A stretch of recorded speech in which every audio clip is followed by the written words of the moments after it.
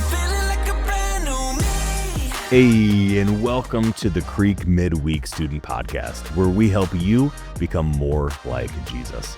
I'm your host, Pastor Tomy, and today I'm joined as always by my co-host, contributor extraordinaire, and all-around Jesus guy, Josh, and we're also joined by one of our seniors, Lane, and we're going to have a conversation about generosity, so let's dive right in.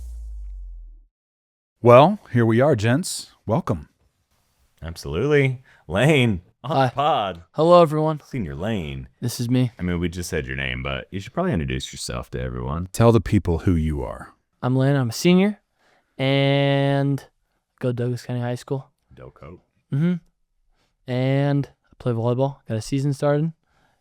Got tryouts on Monday. Gonna make varsity. There you go. Good, let's go. And I fish a lot. Nice. And you fish a lot. I do. Wait, what do you, have you decided where you're going yet? I decided it to some people, not most people, Okay. but I'm going to put you on the spot. I do think I know where I'm All right, at. Yeah. nice, dude. Nice. That's all I need to So, know. do we need like the ball caps right here and you reach over and pick one out? And I think I'm taking my talents to the creek. become university. Yeah, become you. Become you. Nice. What do you fish for? Fish. I fish for rainbow and brown trout. Okay, spin or fly? Fly, All right. obviously. Okay. We're in Colorado. Yeah, I good. hope so. Yeah. And then you said you play volleyball. Mhm. How long you done that for? 3 years. Okay. 3 or 2 years. 2 or 3, somewhere Awesome. between there. You've been at the creek a while. Yeah, for 6th grade. Eric Black. Since sixth grade, and you're a senior now. Yep. So this is the capstone year for you. Yeah. Okay. It's been a minute. Congratulations. Lane's another one. Thank you. Thank you. Made it, buddy. Thank you. Thank you. I said to Tegan when he was on, like I still sometimes picture Tegan as like the little baby Tegan that's over in the child's wing, and you have a picture over there too. I still think of like the little baby Lane that's on the picture over there. I do have a picture out there. Yeah. It's very, very loving. It's gonna be sad when we redo the building and those pictures go away. We're gonna have to. Oh, they won't go away. You don't think so? Do we need like a Creek Hall of Fame, like on we one of the do. walls? Like if you make it from 6th grade all the way through senior year. You get up in the You get new in office. the new office. Okay. for sure. Good. Tommy, great job tonight. Speaking, Thank you. starting off our series on owner or owned. Right? Yeah. Yeah, I got it. Owner or owned? Are you the owner of your things, or are you owned by your things? That's the implied question.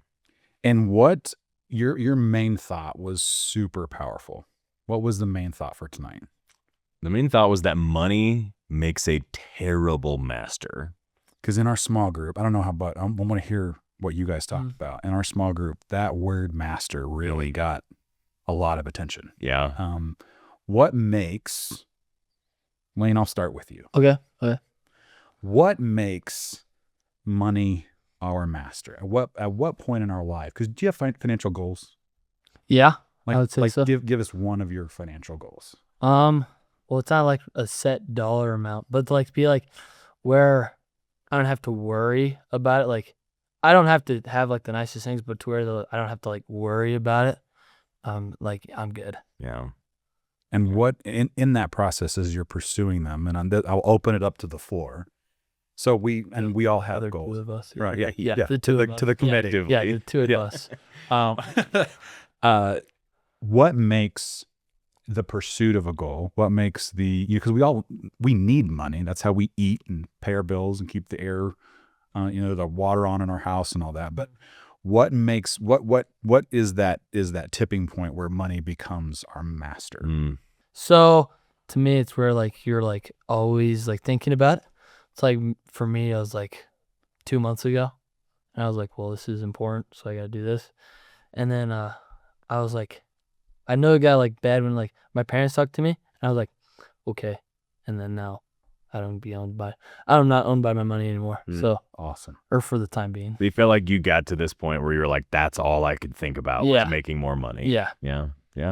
I think it's a great place to start thinking about money as a master, right? It's like if that's consuming all of your energy mentally.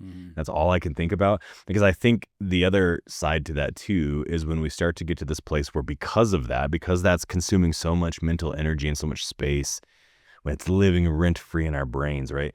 That all of a sudden now we are making choices based on that motivator.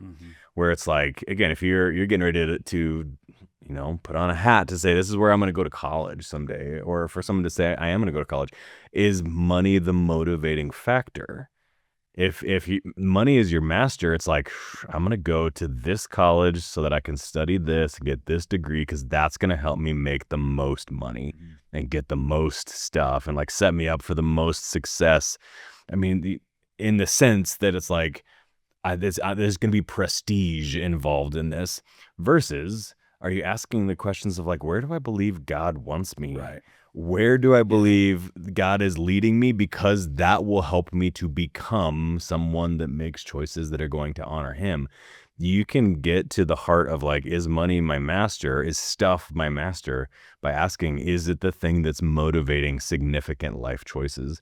But I would say it's even more than just significant life choices. If it's like everyday choices, I'm constantly thinking, well, man, I got to make this choice because that's going to, again, set me up for success to make the most money or whatever it might be. It was interesting because I heard you say money is a terrible master. And I thought the word master, like the thing or the entity or the person or the figurehead that can tell me what to do. And when I thought about money as my master, it was a very personification. Like it was like kind of this gross thing telling me what to do. I had to fix this thing. I had to maintain it. I had to go get more. It's a very dark feeling, right? Yeah. And I thought, but if God's my master, if Jesus is my master, then it's a very warm feeling. Like it was different because it was like, if I'm asking my master as the disciple, right? Which is what we've been talking about for the last several weeks. Yeah. If I'm saying, hey, Lord, what do you want me to do? I got a very warm feeling. It felt very like I could do it.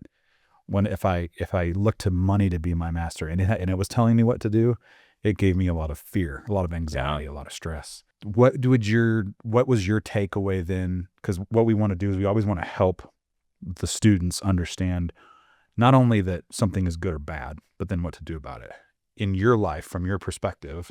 And you just clearly said you just did it. How do you keep money from being your master? Or if it currently is, how do you get out from under its thumb and its enslavement? I literally just read my Bible. Okay. Yeah. It's a good place to start, man, for sure. Boom. Yeah, I literally just read my Bible. And that was, I don't really, that's like no exciting factor, but like that was it. Yeah. What do you remember what you read? Was there something that jumped out at you, or was it just being in the presence? It was just like being in the presence. I'm like, well, all this eventually is like going to fade. Pretty straightforward. Like, so we're going to, you got like two options. You're going to go to heaven or you're going to go to hell. So, and all your stuff, possessions is going to go to hell. So like, that wasn't the deciding factor, but I was like, oh, yeah. And I was like, also like my parents, like realization, they were telling me, they're like, oh, I'm scared for you and how this is going to like work out. I was like, dang. Yeah. Well, I fried. Have you ever, no names, please, but do you feel like you've ever met someone that was very clearly mastered by money? Oh yeah. Like 2 days ago. So what does it look like? Because I mean, I think for me, again, you get this picture of like this just terrible personification of evil or whatever, right? And yet when you come across people that treat people like they're pawns on a chessboard and they don't treat people with value, and you people that are like, you are just something that's in my way towards earning more money. Like, I mean, I hate to say it, again, I'm not going to say names specifically, but like there's people on the Shark Tank, if you've ever seen that, right? Where it's like, good grief, it's like there's no soul in there. Literally, all you care about is not helping the farmers or whatever as they're selling these products. It's like you literally only care about money. It's money. That's what motivates everything. And it changes the way they treat people around them. It changes the way that they come across, even in just conversations, right? The antidote, the thing that keeps us from going to that place where money is our master, our freedom is found in generosity. Yeah, absolutely. And what can our students do this week to begin to turn that table towards generosity?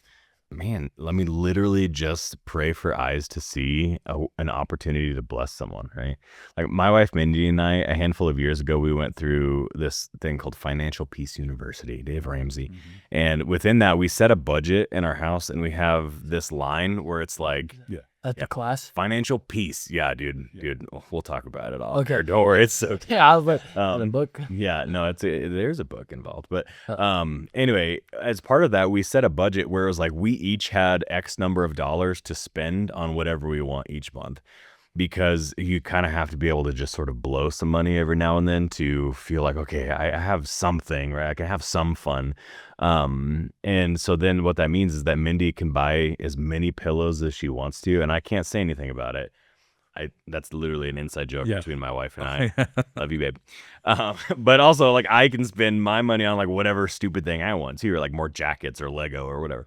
But there was a few years ago where I was like, I don't know where it came from, other than I just felt like God impressed it upon me. But I decided that for an entire year, every single month, my like personal spending money, I was going to just spend on other people. I was not going to spend any of it on myself. And so what that turned into is that I had literal freedom within that to just be like, yeah, I'm looking for opportunities to, again, I'm going to run into Lane at McDonald's, and dude, I'm going to buy her chicken nuggets. He did do that one time. He did. That's do right. It. I forgot. Yeah. So random that I used that. No, you did do that one time. Well, but that was the whole point of this story, actually, was to get Lane to share. That did happen one time. But I mean, it literally, so for an entire year, I was just randomly sending friends in Florida gifts and like looking for opportunities for someone that was like, I can't go out to eat tonight. I don't, and I'm like, I got you, dude. Like, let's go. And honestly, it was like the most joy-filled year, because I was just had the flexibility and was looking for opportunities to bless others. And I think, like, honestly, I share this. I'm like, why don't I do that more often? Like, why don't I go back to saying like, yeah, actually all of 2026, I'm just going to do it again, because there was so much joy from that. And so literally just saying, hey, whatever the number is, this week, I'm going to very intentionally spend $20, $50, $100, like get crazy and just say, I'm going to spend it, but not on myself. I'm going to look for opportunities to bless someone. And it's fun, honestly. It's why Jesus says it's more blessed to give than to receive. Like, test it, try it out and see what it feels like. And not only, so the generosity and like, you go bankrupt, you've hit all your goals, you're able to care for your family, you were still, the Lord provided all those other things. Sure. Yeah. And the reward was, the money is not your master anymore. The generosity freed you from that, and you got to experience all those promises that the Lord has when it comes Absolutely, to that. for sure. That's so cool. Well, Tomy, thank you so much for an amazing message. And I just so timely with everything we've got going on. Yes. But as a part of the generous disciple is what I'm looking at. But how do we in our discipleship become more generous? Yeah. Both with our resources, our time, everything that we're doing. Lane, great job and great stories. Thank you. And congratulations on so many things, even though you won't tell us where you're going. Your next step for being an OG 6th grade to senior Creeker. OG, original. And for all the lives you blessed. One thing that I did want to mention, you are one of the small group leaders, yeah? Yes, I am. Yeah. The 8th grade boys. 8th grade boys. 8th grade boys. So just to cap that off, thank you for your generosity, because you went from 6th grade. This is a true testament of changed life, changing lives. And what we talk about at Plum Creek is that what God did in us is not only for us. So all the things that the Lord's done for you from 6th grade to senior year, you turned around and poured back into the lives of these young people. Great job. Appreciate it. Absolutely. Show them some love, bro. You gotta do the thingy. Yeah. That's how we roll right there. For the win. We're leaving it For there. the W. We'll see y'all next week. Well, that's all for us here at the Creek midweek. Students, we cannot wait to see you back here again soon. But before we go, a blessing. Students, may you experience the incredible freedom and joy that comes from saying that money is not going to be your master. from choosing to say, God, I want you to be my master in everything that we do. And may you experience the joy of generosity as you learn what it looks like to point others toward Jesus with your actions and your resources. And as you do all of this, may you allow yourself to be used by God to build his kingdom until it is in Castle Rock as it is in heaven. Amen. We can't wait to see you back here again soon. I'm feeling like a